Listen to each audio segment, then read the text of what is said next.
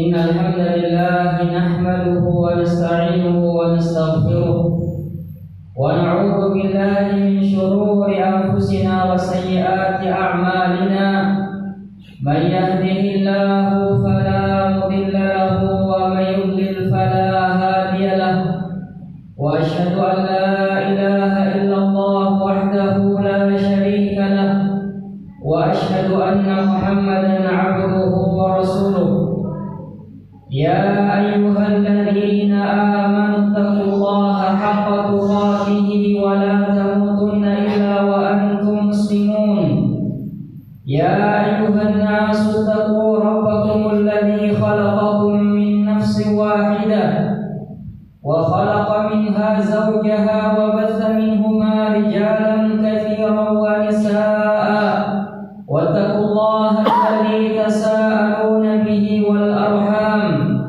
إن الله كان عليكم رقيبا يا أيها الذين آمنوا اتقوا الله وقولوا قولا سديدا يصلح لكم أعمالكم ويغفر لكم ذنوبكم ومن يطع الله ورسوله فقد فاز فوزا عظيما أما بعد فإن أصدق الحديث كتاب الله وخير الهدي هدي محمد صلى الله عليه وسلم وشر الأمور محدثاتها فإن كل محدثة بدعة وكل بدعة ضلالة وكل ضلالة في النار عباد الله rahimani wa rahimakumullah. Di dalam hadis yang dikeluarkan oleh Al-Imam Al-Bukhari dan Muslim dari sahabat Aisyah dan Ibnu Abbas radhiyallahu taala anhum, keduanya berkata, "Lama nazala bi Rasulillah sallallahu alaihi wasallam qafiqa yaqra'u khamisatan lahu ala wajhihi." Tatkala Nabi alaihi salatu wassalam dalam keadaan kesakitan karena sakratul maut, mengalami kesakitan karena dekatnya kematian, maka beliau meletakkan sehelai kain di atas wajahnya. Fa idza tamma biha kashafaha an wajhihi. Kalau beliau sesak nafasnya disebabkan karena adanya kain yang beliau tutup di wajahnya, maka beliau melepaskan dan mengangkat kain tersebut. Faqala wa huwa kadzalik, maka beliau alaihi salatu wassalam mengatakan dalam keadaan beliau merasakan dahsyatnya dan beratnya sakratul maut, la'natullahi 'alal yahudi wan nasara ittakhadhu qubur anbiya'ihim masajid. Semoga Allah Subhanahu wa taala melaknat orang-orang Yahudi dan orang-orang Nasrani disebabkan karena mereka menjadikan kuburan-kuburan para wali dan nabi-nabi mereka sebagai masjid. Di dalam hadis tersebut Nabi alaihi salatu wassalam sebagai akhir dari nabi dan rasul, beliau alaihi salatu wassalam di akhir hayatnya memberikan perhatian yang besar terhadap perkara tauhid, juga memperingati manusia dari kesyirikan. Sampai di akhir-akhir hayat beliau alaihi salatu wassalam, beliau memperingati umat ini dari kesyirikan, dan di antaranya adalah menjadikan kuburan sebagai tempat-tempat ibadah, yaitu menjadikan kuburan sebagai tempat untuk melakukan ibadah berupa qiraatul Quran, ataukah seseorang sengaja datang di kuburan untuk bernadar ataukah berdoa ataukah melakukan sholat ataukah ibadah-ibadah yang lainnya. Kemudian yang kedua, maksud dari hadis tersebut adalah seseorang membangun masjid di atas kuburan. Sehingga kedua perkara ini khalifiddin adalah dua perkara yang menyebabkan orang-orang Yahudi dan orang-orang Nasrani dilaknat oleh Rasulullah sallallahu alaihi wasallam, la'natullahi 'ala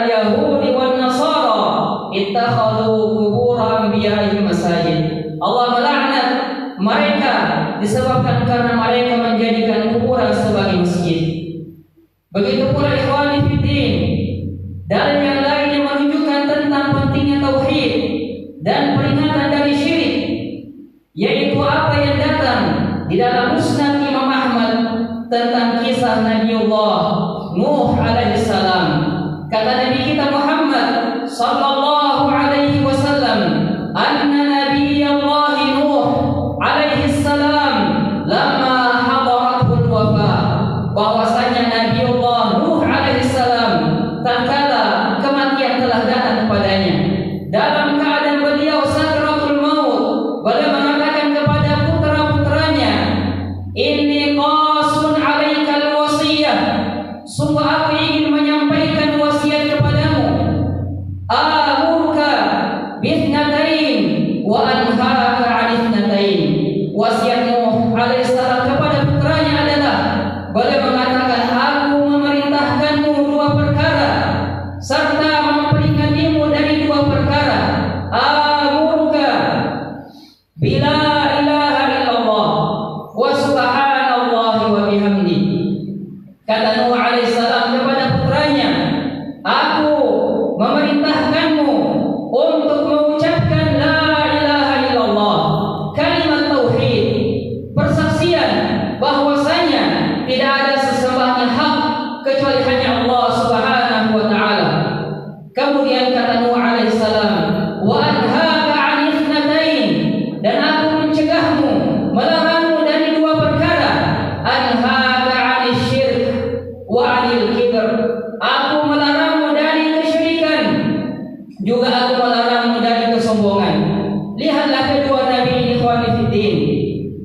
Nabi kita Muhammad sallallahu alaihi wasallam dan Nabiullah Nuh alaihi salam, di saat-saat mereka merasakan sakratul maut, maka yang mereka sampaikan kepada umatnya, kepada orang-orang setelahnya, agar mereka berhati-hati dari kesyirikan, agar mereka waspada dan takut dari kesyirikan. Dan inilah juga yang dilakukan oleh Nabiullah Ibrahim alaihissalam, sebagaimana Allah Subhanahu wa taala katakan di dalam Al-Qur'anul Karim, di antara doa Ibrahim alaihissalam, beliau mengatakan, wajadubani wa baniya an na'budal asnam. Ya Allah, jauhkanlah aku dan jauhkanlah keturunanku dari penyembahan terhadap berhala. Padahal Nabiullah Ibrahim alaihissalam, beliau adalah orang yang memecahkan berhala-berhala, orang-orang musyrikun, orang-orang kafir di masanya dengan tangannya sendiri. Namun bersama dengan itu, saudara-saudaraku kaum muslimin, beliau meminta kepada Allah Subhanahu wa taala agar Allah Subhanahu wa taala menjaga dirinya serta menjaga anak keturunannya dari kesyirikan, memperingati keturunannya agar tidak melakukan kesyirikan.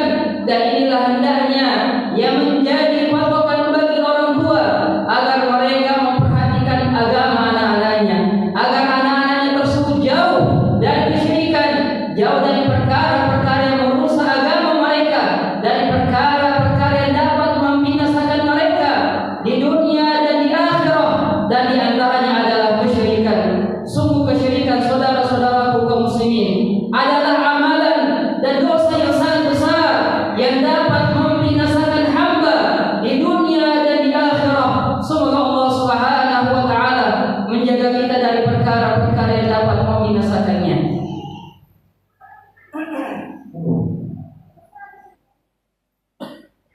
Alhamdulillah, wa ashhadu an la ilaha illallah wahdahu la syarika lah, wa ashhadu anna Muhammadan 'abduhu wa rasuluh. Allahumma shalli wa sallim ala nabiyyina Muhammad wa ala alihi wa ashabihi wa man tabi'ahum bi ihsanin ila yaumiddin. Amma ba'd. Ibadallah rahimani wa rahimakumullah. Di dalam hadis yang diriwayatkan oleh Abu Bakrah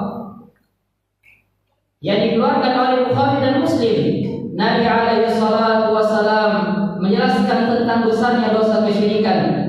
Beliau alaihi salatu wasallam mengatakan, "Ala unabbiukum bi akbaril kabair, ala unabbiukum bi akbaril kabair, ala unabbiukum bi akbaril kabair."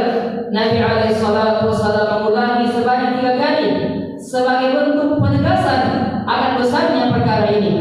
Beliau alaihi salatu wasallam mengatakan, "Tahukah kalian dosa apakah yang paling besar? Dosa apakah yang paling besar? Dosa apakah yang paling besar?" Maka Nabi alaihi salatu wasallam tatkala bertanya kepada para sahabat, maka mereka pun mengatakan, "Bala ya Rasulullah, tentu kami mau untuk mengetahui perkara tersebut wahai Rasulullah." Maka Nabi alaihi salatu wasallam mengatakan, "Al-isyraku billah wa 'uququl walidain wa syahadatiz zur." Dosa yang paling besar adalah kesyirikan kepada Allah dan durhaka kepada kedua orang tua. Kemudian yang ketiga adalah asy-syahadatuz zur, seseorang melakukan dan memberikan persaksian yang palsu.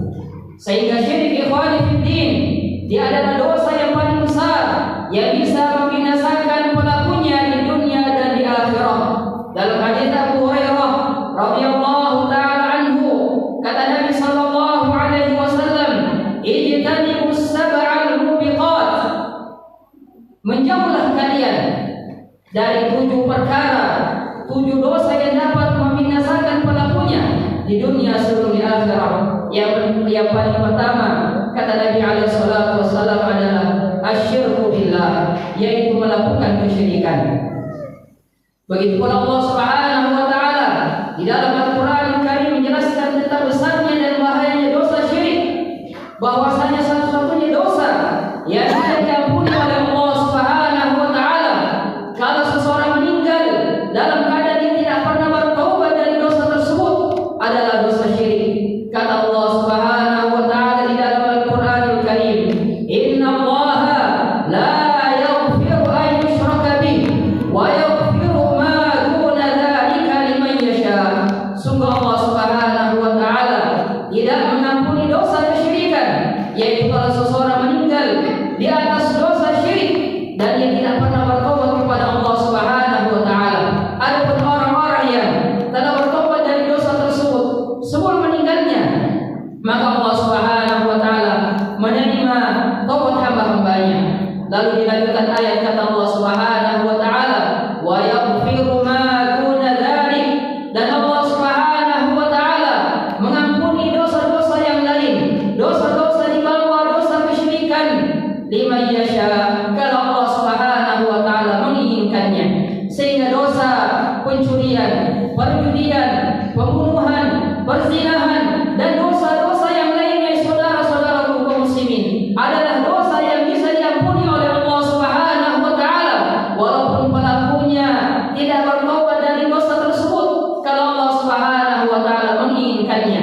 Namun jika Allah Subhanahu wa taala menginginkannya, maka pelaku dosa tersebut akan diadab sesuai dengan kadar dosanya.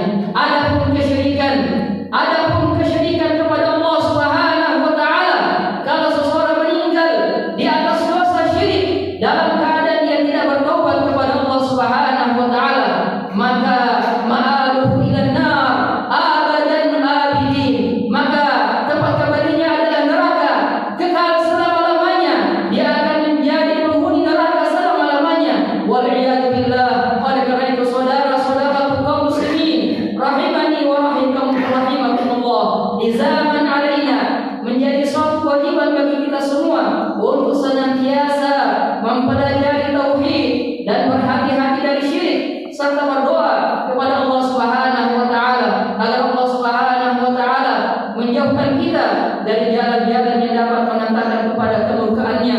As'alullah azza wa jalla an yanfa'ana bima sami'na. Allahumma rabbana atina fid dunya hasanah wa fil akhirati hasanah wa qina adzabannar. Walhamdulillahi rabbil alamin.